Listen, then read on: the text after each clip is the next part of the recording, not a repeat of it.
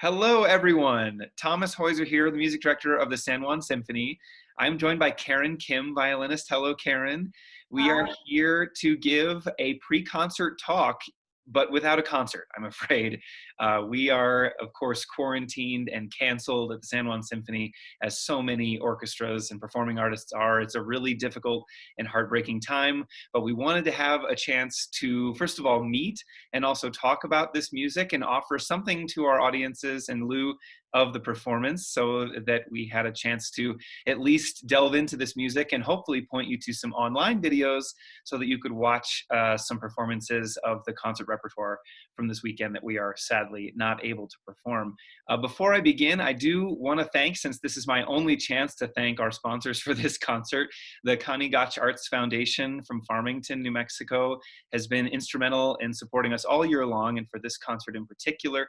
And of course, James Foster, our friend in Durango. Thank you, Jim. We are so grateful for your support.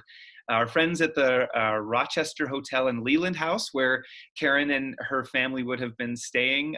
Thanks to you all for your support all year for our guest artists. And we're sorry that we didn't get to join you for our orchestra's final party this weekend. We were looking forward to that as well. So much missed opportunity here this week. And again, we are thinking of everyone, hoping everyone stays healthy and safe, cheering on our medical community and first responders especially. Just so grateful for everything that you all are doing. And finally, hello, Karen. Tell us a little bit about where you are. I'm coming to everyone from my home here in Durango. And where are you, and how has this whole thing affected your life? Sure.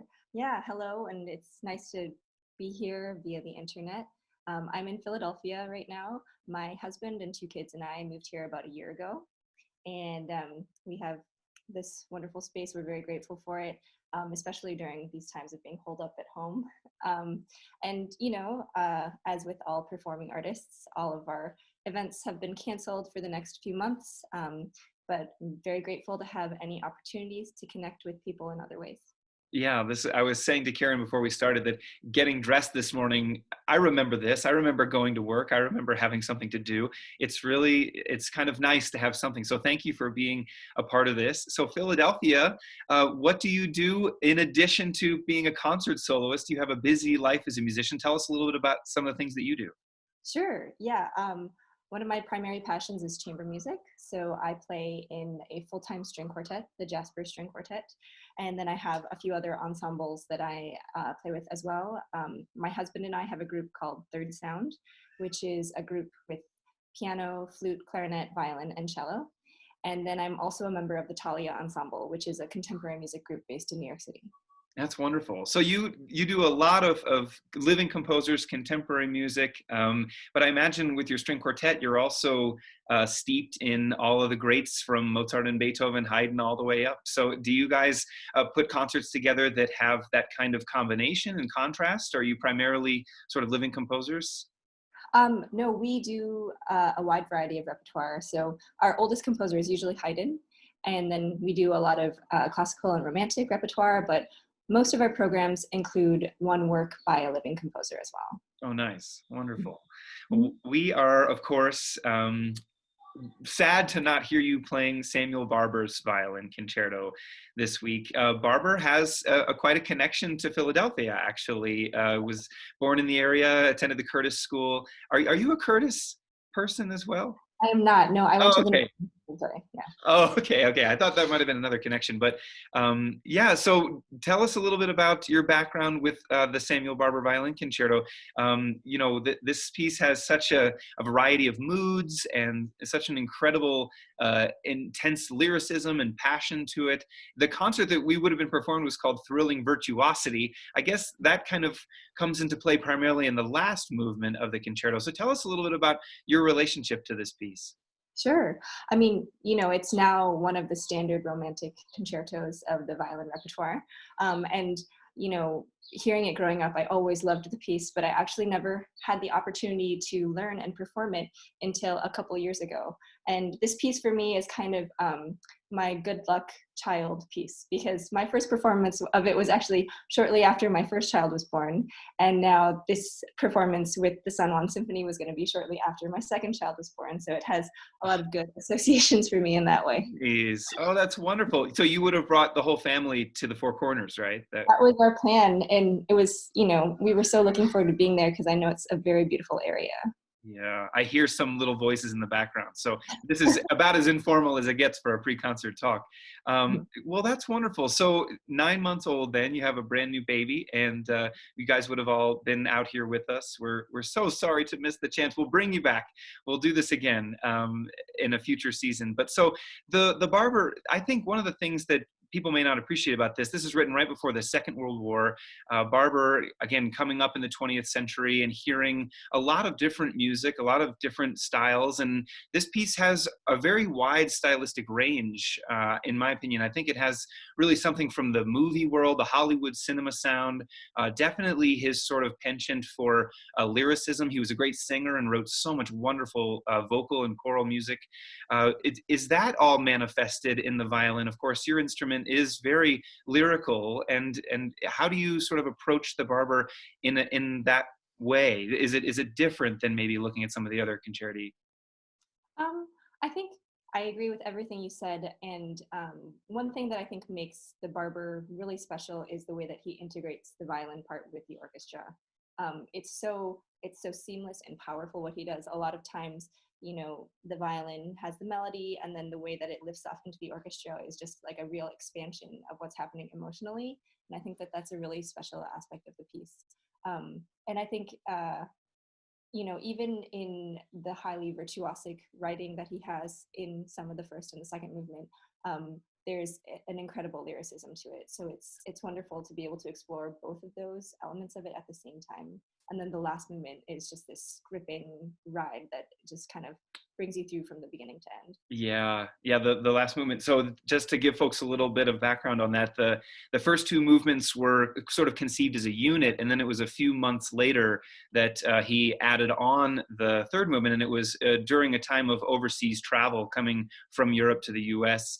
And so there is sort of a jarring contrast between the third movement. Lots of folklore and mysticism around the premiere of the work and what the original violinists were thinking, whether it was controversial or too difficult or not stylistically integrated. There's all this sort of conversation about that. But what we now have are these two movements that the first two movements are much more subdued, much more kind of introverted, as you said, and at times still with these wonderful orchestral sounds that you mentioned coming out of the solo line. That's so true.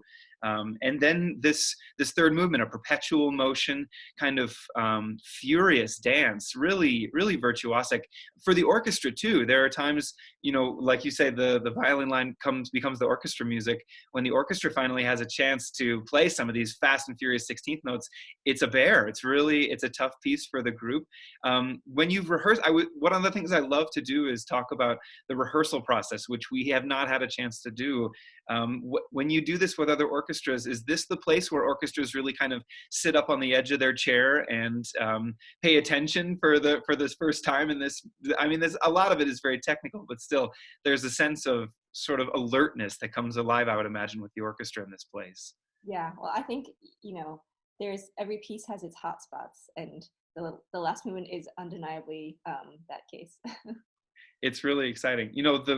The oboe melody that gets us going into the second movement is also a particular favorite of mine. There's the Knoxville Summer of 1915 piece that Samuel Barber's famous for. Also his let's see, what is it? The beautiful serenade? No, not the serenade. Excuse me. The adagio that comes from the second string quartet. These are works of the same kind of passionate lyricism. And I think, there's, again, something to be said for the sense of place and time that you get from his music. There really is a kind of ethos that he captures in all of this kind of writing. And I love this opening of the second movement, the oboe melody. Rebecca, our oboist, didn't get a chance to do this, but maybe we'll bring it back. As you can tell, I'm quite nostalgic for this weekend's performances. I was really looking forward to this. And what are some of the things, where are there sort of magical places in this concerto, whatever movement, that really stand out to you, places that you really look forward to that are very unique in your view? Right from the beginning, I think it's very special. A lot of concerti begin with a big orchestral tutti to introduce and ramp up to the violin, but this piece just begins right away with the violin and the orchestra together. And I think that's a really wonderful and like open, inviting feeling. And I think just that the first melody is just so beautiful. And I think it's so easy to forget how hard it is to create a beautiful melody, but it's a real gift. Absolutely. I think that's a really special moment. And then I think also, I really love the end of the first movement. Also, I think it's really magical the way that he brings it in at the end of that movement. One of the things that is striking about that little coda to the end of the first movement is there's a lot of plagal cadences, which not to, there's no quiz after this, but I love the fact that there's this sort of prayer, like, sort of hymn, like very sort of somber and sweet tone that is achieved at the end of the movement. It is, like you said, it's so sweet and it is beautiful. His ability to write these beautiful melodies comes from his background as a singer, and of course manifests, I think, in his opera Vanessa, one of the truly great operas of the 20th century. Just an incredible number of beautiful melodies, one after the next, and seamlessly constructed. He's such a brilliant composer. Same with the violin concerto. There's very few places that don't seem totally organic, but also very connected to one another. It's a very sort of seamless work from beginning to end, despite the sort of jarring nature of the third movement. So on the rest of this program, you would have been backstage cooling your heels for part of the time and hopefully listening to us perform. But I want to get your reactions on, this is a concert that has three very serious composers and three sort of idiomatic works from each one. We would have had the Coriolan Overture of Beethoven and the First Symphony of Shostakovich. So starting with the Shostakovich, this is a work from his conservatory days. This is actually a piece that sent him off into the professional world as his last project at the conservatory. The First Symphony of Shostakovich has already, though, the kinds of musical styles that then followed him through all 15 of his symphonies and all of his incredible string quartets and chamber music.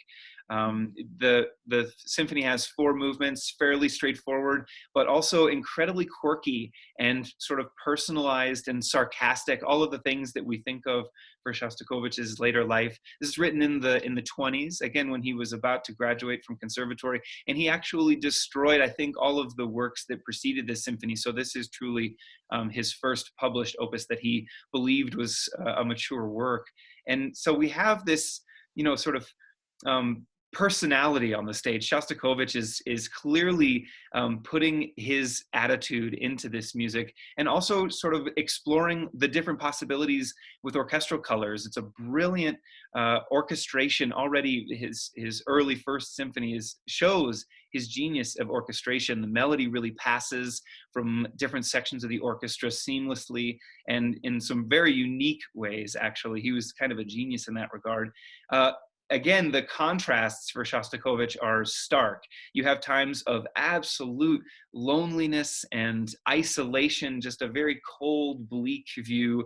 And then it goes from that into some of the most energetic and fiery sort of writing that you can imagine. So those contrasts are something that we would always hope to bring out in a symphony of Shostakovich.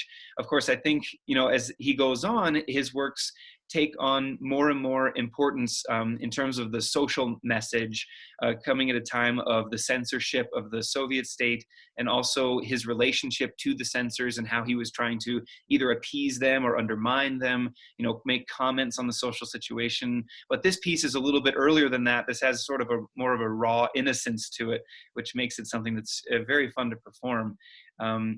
I think the symphonies do get very dramatic later on, again, because of some of the social difficulties facing Shostakovich and the other artists at the time. And so there's that tension that builds over Shostakovich's career manifests in all these symphonies. And I'm sure, I'd love to get your take. He has two brilliant violin concertos, all of the string quartets, the chamber music for violin. What do you think of the voice of Shostakovich when you're playing his music? Mhm. Um, One thing that I think is a really interesting connection to the Barber is that Shostakovich also did a lot of film music. And Mm. so I think some of that like quirky character and everything that you hear in the music, it kind of comes from this theatrical world, which I think is an interesting thing to keep in mind. And another thing that always strikes me about Shostakovich from the early through the late works is just his ability to make very stark and repetitive material. Just he like really holds you in the palm of his hand with it. It almost feels like nothing is happening, and yet there's this incredible sense of suspense and a waiting of something. You don't know if it's going to be scary or energetic, or but he just has this incredible theatrical ability to carry you through very simple music in that way. That's so true. Yeah, even he has sort of a fascination with ostinatos at time, or repeating figures, like you're saying, and sometimes the repetition creates so much suspense and Mhm. drama. And something very simple, he often puts his initials as a motto, this da da bum bum, which is sort of a later on phenomenon. But with anything like that, tiny motivic cells, he can drill them in and make them so intense. There's also at times such an expansiveness of stillness, especially later on. Like I'm thinking, we're performing the first symphony this weekend, but I'm thinking of the 15th symphony, which has these stretches of nothingness, very, very peculiar and tricky to focus on as a performer and listener. But yeah, it's mystical at times, the way he can capture your imagination. And absolutely the film connection. Shostakovich, one of the most important actual film composers. I would say one of the earliest and key film composers, someone who was able to really create more out of a film score than anyone before and arguably since. It's just incredibly descriptive, get capturing, like you said, like Barber, capturing that sense of place, time, personality. All of that comes through. Even when it's purely instrumental music, he's able to achieve some of those things. The one of the features of the first symphony actually is the piano part, which is a great piano part. And there's actually a great piano part in the Barber as well. We were really excited for Lisa Campy-Walters, our pianist, was looking forward to this program so much. So we were so excited to feature the piano in a symphony, another sort of 20th century innovation that was coming on.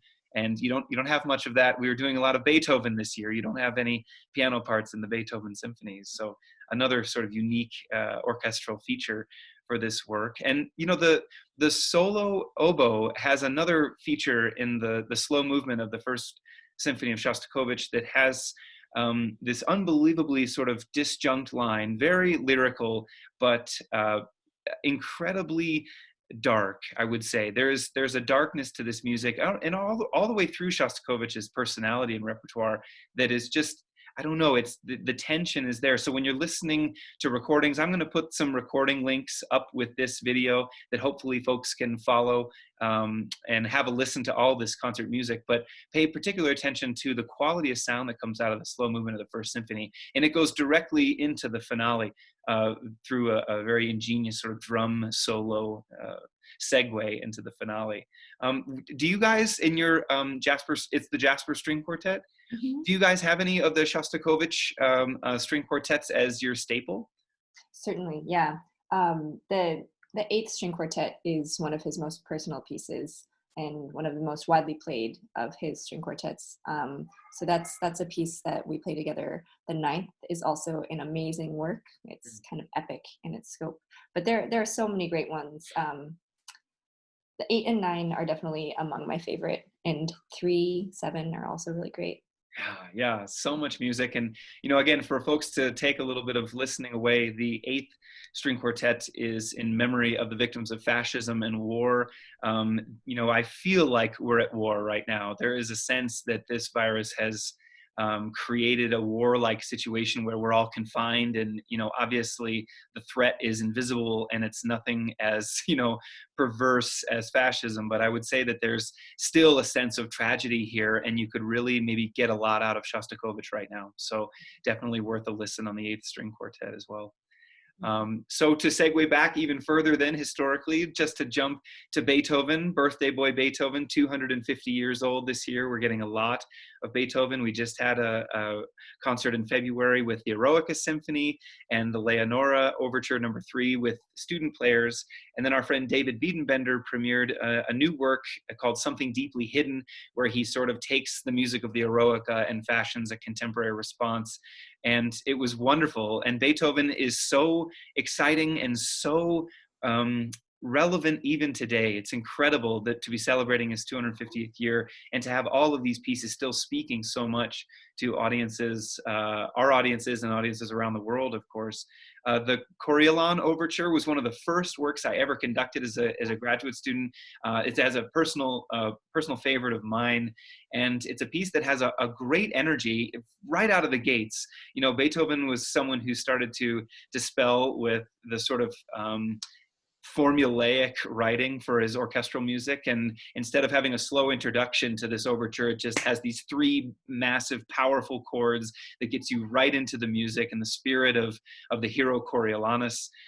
This piece was written for incidental music to a dramatic play. So it's another way that in the early 19th century and late 18th century, music was being composed for these dramatic incidents, so that it was kind of music to go along with the play. Shakespeare, Midsummer Night's Dream of Mendelssohn, for example. There's a number of sort of plays with music that created some wonderful suites as a result. And Coriolan, there is Egmont also of Beethoven. There's these wonderful incidental works to the plays, and Coriolan, the overture, was an example of that, and so thrilling, so exciting from beginning to end, kind of like the Samuel Barber third movement, which is just this perpetual motion. There's this constant drive, and that's so true of so much of Beethoven's music. We found this year that regardless of how lyrical maybe the second theme in the clarinet seems in the Coriolan overture, there is still this sort of burn underneath that is the trademark of Beethoven, this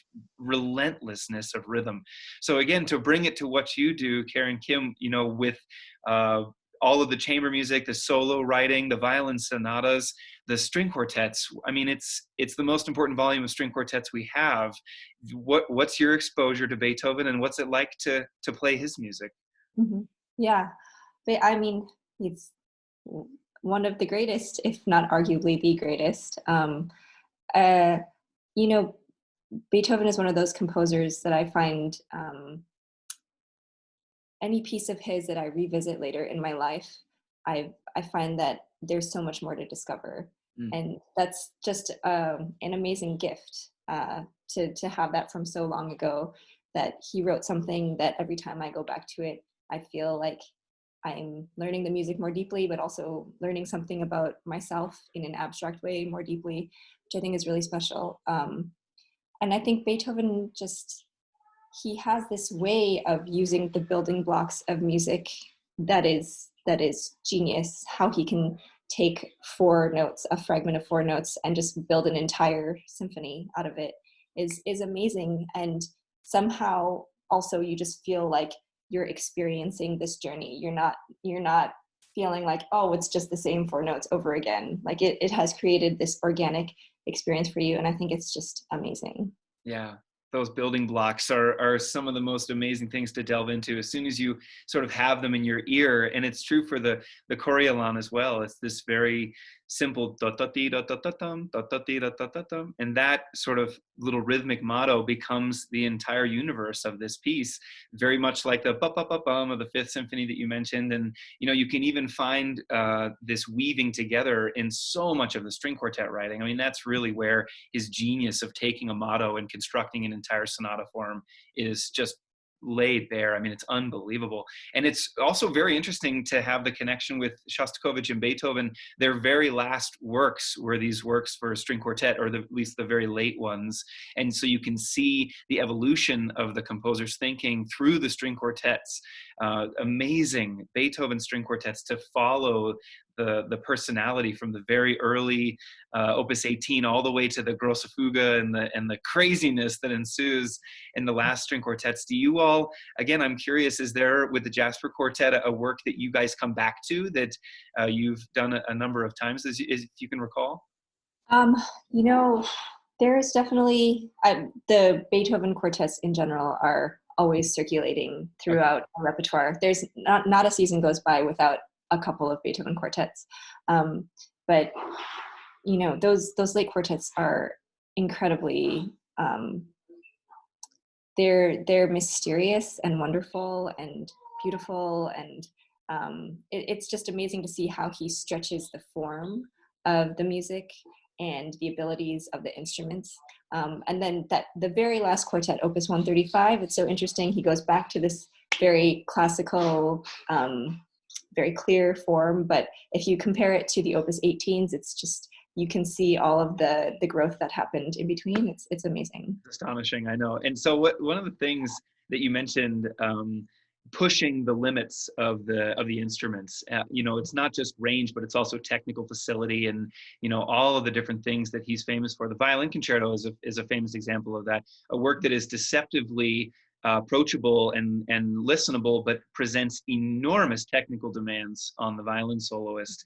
I don't know if that's a piece that you have dusted off, but boy, oh boy, I love that one. oh, It's transcendent. It's truly, truly. No, that's a great word. And so, but I guess so. The other thing that I would ask you is, as a professional string quartet player, you mentioned that Beethoven is on every season, and for a symphony, it's the same. It's the same story. The nine symphonies of Beethoven are the centerpiece of the canon, and so here we are at his year 250, and one of the questions we've been asking is about the relevance of Beethoven now, and the fact that since he's already the most played composer on any given season in any given concert hall, why do more of it now? And so it's kind of an interesting moment to be looking at Beethoven. I think you put your finger on something really important, which is that these works can always be reinterpreted and have this growth process for all of us as players. I think musicians in the Chicago Symphony Orchestra would agree. They probably played the Eroica 1,000 times, and yet each time I'm sure there's something new there. And so what else would you say, I mean, has sort of the power of Beethoven here and now in 2020? What are some of the things that you find that the music is saying to you these days? I think I don't think there is a single classical music composer now that would not say that Beethoven influenced them, right? Like all composers now know the works of Beethoven and have been influenced by their study of his works, and just how his music permeates our culture.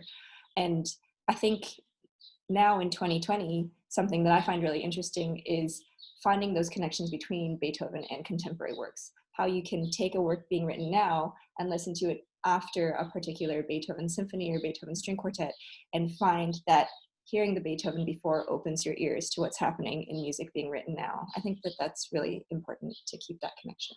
Absolutely. So it's all about that programming for you guys and for symphonies. It's important to have those pairings, and so that you can get that contrast and comparison, and make full programs. And that will be our goal moving forward with performances of live music that need to come back. I know everyone is hungry for them, the performers and the audiences alike. Everyone is just missing being together and missing the chance to collaborate as musicians. Are you guys doing any virtual concerts or rehearsals or anything, or is everything just on hold for now? What's the plan? I wish that we could, but the essence of music making is such that you need to be together. It's very difficult virtually, but we are trying to put out old concert videos that we Nice. haven't had a chance to put out yet. And I think just being reminded of those recent good experiences in the concert hall is nice. Well, amen. Yeah, we're glad to have this chance to chat with you. This would be the point where I would ask everyone for questions. If you do have questions, you can visit us at sanjuansymphony.org and drop a line, and we'd be happy to answer some of your questions. Let's see what else, Karen Kim. What do you have planned for quarantine? Oh my gosh. Just make it through the days. No. But we're very focused right now on, keeping our children enriched. And we've been doing a lot of art projects at home, a lot of painting, and just trying to get a little bit of gardening done also. Oh, That's nice. Beautiful. trying to find the opportunities that we can at this time. Well, beautiful. Well, stay safe and healthy. And thank you so much for doing this with me. Very much Yeah, thank you appreciate so it. much. Hope that we'll have the chance to do it for real. For sure, for sure, and we'll get to see you in Durango and Farmington soon. We'll be sure of that. And again, thank you so much for your time, everyone. Please listen to music, as Karen said. Enrich yourselves. Be outside as much as you can. Do art projects, all of the rest, and be well. We will see you soon at San Juan Symphony. Follow us on Facebook to make sure you're getting all the latest updates about our 2020-2021 season, which there will be in some way or another. There is more music and live music with audience in our futures. It may just seem like a bleak time right now, but we know that it's all going to come back around, and concerts will be part of our lives forever. So, Karen, thank you again, and everyone have a wonderful day. I'm going to now try to stop this recording or whatever I need to do, but thank you again, and Yeah, have a thanks. great day. Yeah. If you have a second, I'm sure Patrick would love to say hi. Okay, wonderful. Karen's husband, Patrick, we Oh, went to Vassar College together. I haven't pressed stop yet. No, this is all impromptu. So, oh, okay. and Yeah. I'll press stop and then we'll keep chatting. Okay. Thank you, everyone.